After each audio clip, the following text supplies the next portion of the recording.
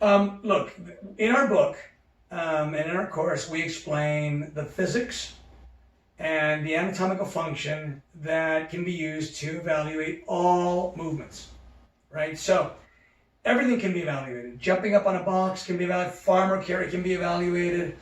Standing on your hands, walking on your hands.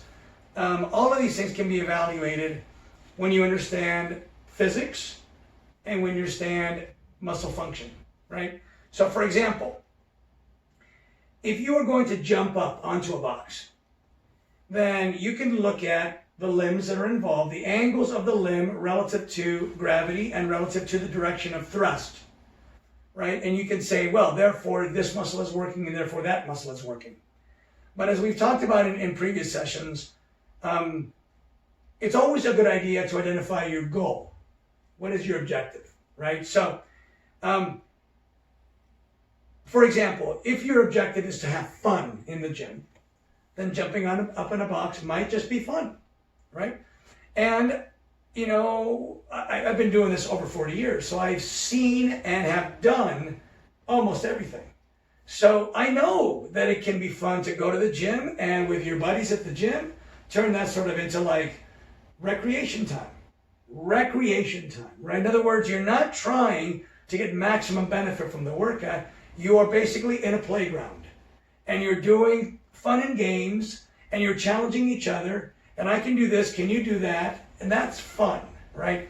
But if you're asking, does jumping up on a box have benefits that are practical, that are usable, that are sensible, that are safe, as compared to boom, boom, boom, you would find that more often than not, jumping up on a box certainly has cardiovascular benefit, right? Especially if you do them fast.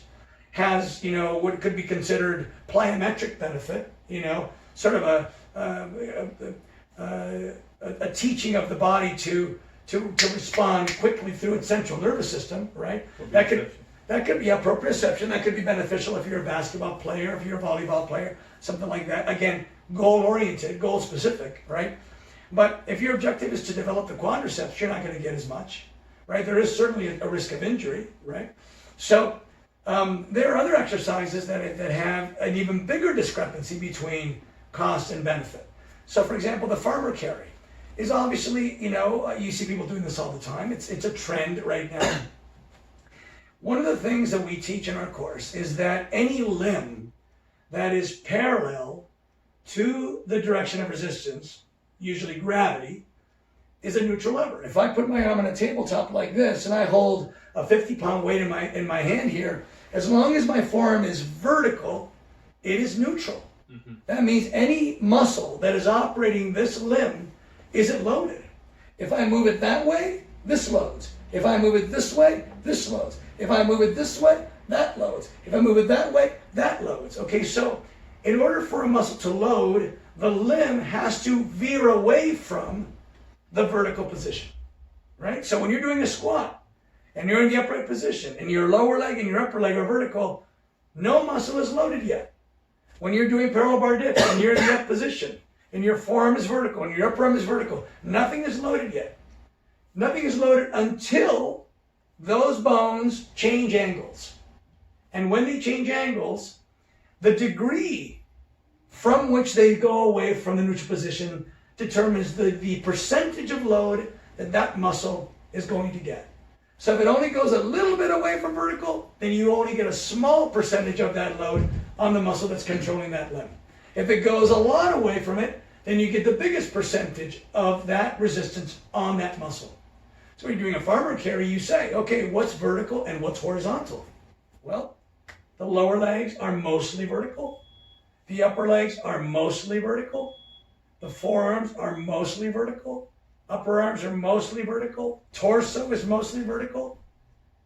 All of those are limbs, and all of those are controlled by muscles. And all of those muscles controlling those levers and limbs are either completely neutral or slightly percentage-wise. In other words, when you step and your legs veer from the perfectly vertical position, there's going to be a little bit of loading here, a little bit of loading there. Why do we get tired when we do a farmer carry? Because all of those muscles are engaged at the same time a little bit. Mm-hmm. Okay, so All of those muscles are requiring some oxygen, and they're all requiring oxygen at the same time. But each of those contributing muscles are only loaded with maybe 5% of the capacity they could be loaded with, right? But they're all requiring oxygen at the same time. What is horizontal? The clavicle, which is controlled by the trapezius, the feet, which are controlled by the calves, the fingers, which are underneath the weight, which are controlled by the muscles of the hand and forearm, okay? Isometrically, right? So they're getting some tension, but they're not getting the kind of tension that produces muscle gain nor muscle strength through their entire range of motion. Still, isometric tension requires oxygen. So you get a big oxygen demand. So you carry these 30 or 40 pound weights across the room and back, you put them down, you're out of breath. What have you done? Well, you've made an oxygen demand of all these muscles. You work them mostly isometrically, if at all, certainly not dynamically. I mean, you know that when you're doing a side raise, not that that's the best movement, but you know, still we can use the leverage to examine it. When you lift the arm and it's horizontal, that's where the greatest load is. When it comes down, that's when there's nothing, right? So why would you do a farmer carry and maintain that nothing angle and think that it's going to help your deltoid? You need to not only move the deltoid dynamically, but also have the limb that operates that muscle cross resistance.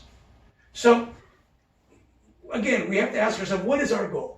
If your goal is to build your muscles, develop your muscles through a full range of motion and in a way that you can see the development, you're not going to get anything from a farmer carry. You're going to get very little, if anything, from a jumping up on the thing. You're going to get very little, if anything, from standing on your hands. Is it hard to stand on your hands? Yes, it's hard to stand on your hands. It's hard to be in the dip position without even going down. Holding your body weight, hanging from the chinning bar, doing nothing, just hanging is hard. But is it beneficial? Is it worth the effort? Is it worth the exhaustion? Is it worth the strain on the joints? What's my payoff? We need to ask, what's my payoff? Am I getting muscle gain? Am I getting strength? If so, how much strength? Through the entire range of motion or just in that one position? These are the things that matter. So I encourage people when they go to the gym to think about what they're doing and ask themselves, is this better than or worse than something else? And not try to impress observers. Yes, walking on your hands is impressive to observers who go, wow, that's pretty cool. Is that your objective? To go in there and have people go, wow, that's pretty cool? Or is your objective to be productive? I suggest that you try to be productive. Never mind impressing people. Never mind what people think. Be smart. Think about what works versus what doesn't work, or what works less or degrees of less. So anyway, that's the answer to your question is, you know, it's all explainable through physics and musculoskeletal function. Right. Thank you very much. My pleasure. Thank you.